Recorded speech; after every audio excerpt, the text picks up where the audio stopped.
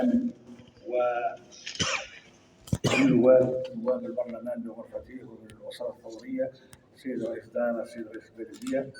أيها الحضور الكريم كل باسمه ومقامه، لا ننسى أيضا الشركاء اللي راهم حاضرين معنا هنا، أبنائي بناتي،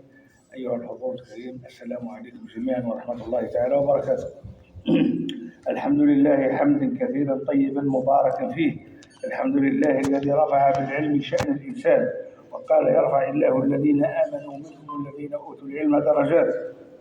وجعل التربية رسالة سامية لبناء الأجيال، والصلاة والسلام على معلم البشرية وقدوتها محمد بن عبد الله صلى الله عليه وسلم. السيد والي الولاية المحترم، السيد رئيس المجلس الشعبي الولايي، إطارات الدولة، السادة النواب، نواب البرلمان العضوية كلها عبر الوطن بهذا الشعار هذا كما تلاحظون هنا. والمعاشرة هذا اليوم المبارك وافتتاح هذا العام الدراسي الجديد، نجدد العهد جميعا على أن يكون هذا الموسم